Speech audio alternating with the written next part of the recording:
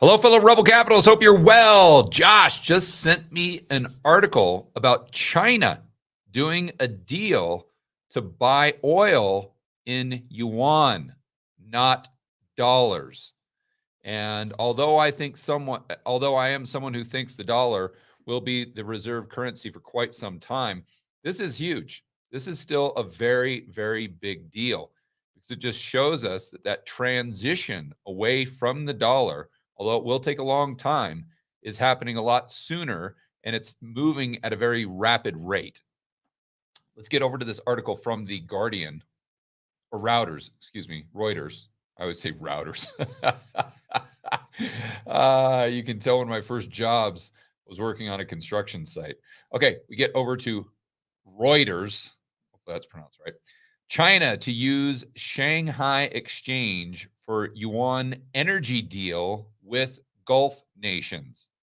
In other words, China wants to buy oil from Saudi Arabia settled in yuan, not settled in dollars.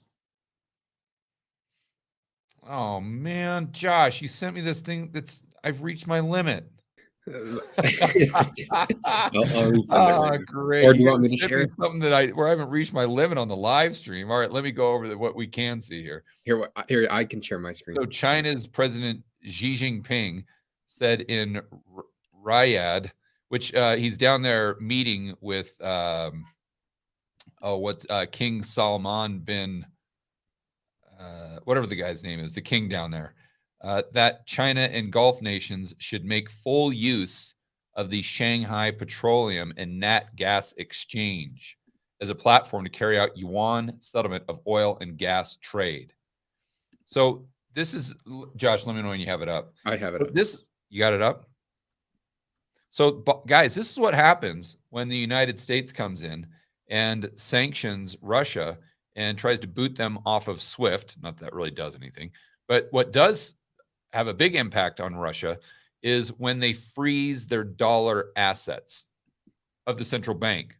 So the central bank has all of these assets that they think are on their balance sheet, or maybe Russia just in general, maybe the government, I don't know.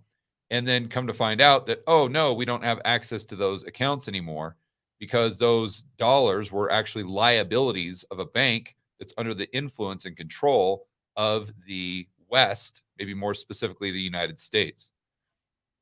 So it's no surprise that China would come out, they'd see that, they go, okay, well, it's Russia today, but maybe it's us tomorrow. And it's not just countries that we're unfriendly with, meaning Russia, and maybe kind of where there's some tension with us and China, but it's also countries that we're very friendly with. Think about it. If you were in charge of the UK right now, or you were in charge of France, or pick a country, and you saw the United States freeze the dollar assets of Russia, I mean, honestly, what's the first thing you'd do? Okay, thanks for giving me the heads up, U.S. Looks like I'm never going to keep another reserve denominated in dollars again, or at the very least, I'm going to keep as few possible on my balance sheet. I'm going to keep as little dollar denominated assets on my balance sheet. And thank you for showing me how incredible the counterparty risk is. And so you have people or countries that I think are slowly going to be, maybe rapidly, going to divest themselves of these dollar-based assets that have massive counterparty risk, and where the United States government has shown and the West has shown that they're more than willing to freeze those accounts, just like you're some sort of Canadian trucker. And it's like Charlie Munger. You show me the incentives and I'll show you the outcomes. Okay, well, the incentive right now, obviously, is to de-dollarize. Okay, so what are these countries going to do? They're going to de-dollarize. Again, that doesn't mean that the dollar loses reserve currency status tomorrow, but it just means that it's happening faster than it otherwise would. because there are multiple variables. See, this is what most people get wrong, is they just get hyper-focused on the de-dollarization within countries like Russia, China, Saudi Arabia, the BRIC nations, let's say. And then they completely forget about the whole euro-dollar system, dollar-denominated debt, and this report that just came out by the BIS saying, oh, yeah, by the way, there's an extra, I don't know, 80 trillion that is out there. Now, there's a lot of nuance with that 80 trillion. And I think there's a good argument saying that it's not really debt, but you get my point. There's all these derivatives that have been built and these balance sheets that have been constructed globally that are completely dependent upon this massive amount of dollar-denominated debt, which is what? You guys know this from watching my videos.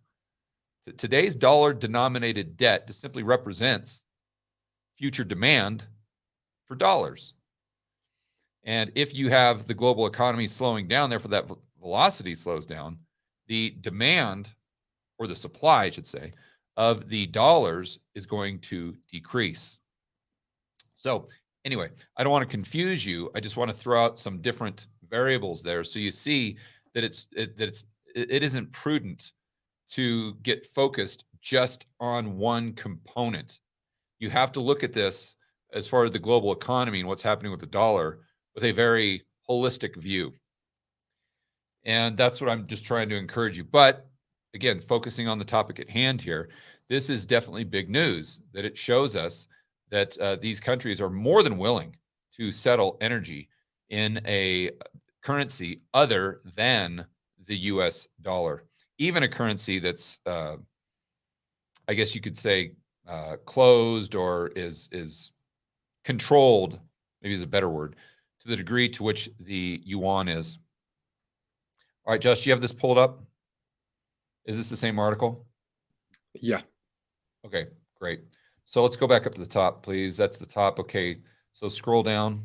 All right, so let me get to this quote. China will continue to import large quantities of crude oil from GCC countries, expand imports liquefied natural gas, LNG, strengthen cooperation in upstream oil gas development, engineering services, storage, transporting, refining, make full use of Shanghai petroleum and nat gas energy as platform to carry out yuan settlement. Yeah, all of this is just, okay, guys, we're not going to settle in dollars anymore. We're going to settle in yuan. We're going to settle in yuan. And although this may be a drop in the bucket, it's still one step closer to the dollar or the majority of the transactions globally being settled in something other than dollars. I think that's the most precise way that I can say it. Okay, Josh, let's go back to this, please. Scroll down to the next quote.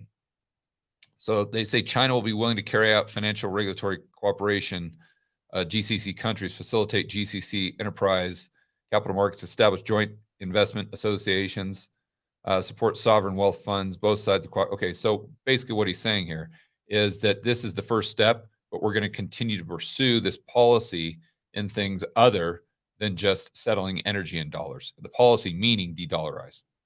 Okay, keep going.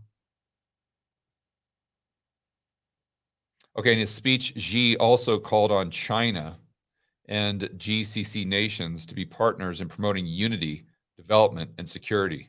Huh. I think it's interesting he used the word security, if this is a direct quote. Why?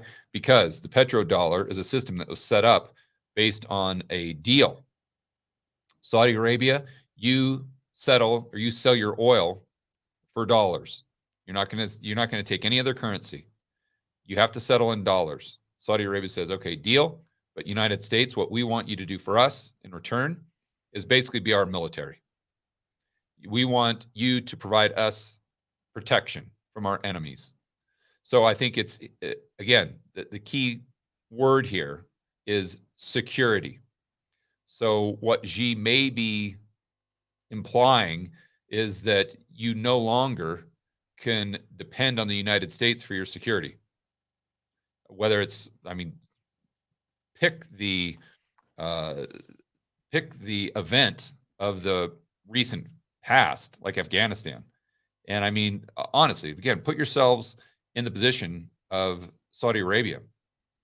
You look at the way that the United States exited Afghanistan, And you're like, whoa, whoa, whoa, whoa, time out here. You're telling me that's what I'm paying for? That's the deal I'm in right now?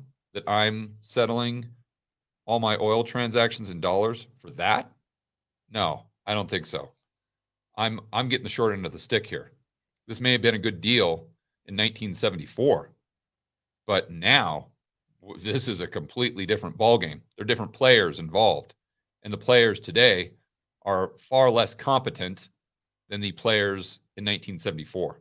And obviously, I'm not talking about the individual military officers and whatnot. I'm sure they're just as, if not more, competent than the military service people back in the 70s. I'm talking about the higher up management. And then that goes all the way to the top with the commander in chief, which is obviously the president. So let's see. Maybe what he's saying is that, hey, Saudi Arabia, you were depending on the United States. You can't depend on them anymore. So if you are willing to do the deal with the U.S., let's play ball. We're willing to be your military.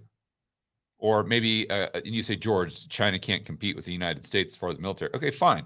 But maybe it's a pact like NATO, where you've got China, India, you have Iran, maybe some of these other countries that have a combined military that is significant. And they say, we'll stick together. And Saudi Arabia, our combined military will have your back. And I'm just spitballing here. Maybe that's not what he's saying. Maybe it is. All right, Josh, can you go back to the article? That was the whole article. It was. Okay. Yeah. All right, guys. So that's what's in the news regarding China settling their energy transactions with some of the Middle East countries, such as Saudi Arabia, for currency, Yuan, that is not dollars. And if you're new to the channel, I would say you got to remember that probably 95% of the commodity transactions, including energy, have been settled in dollars for many, many, many years. So this transition away from that system is definitely a big deal. It's big news, and it's something that we need to pay attention to. All right, guys, enjoy the rest of your afternoon. As always, make sure that you're standing up for freedom, liberty, free market capitalism. We'll see you in the next video.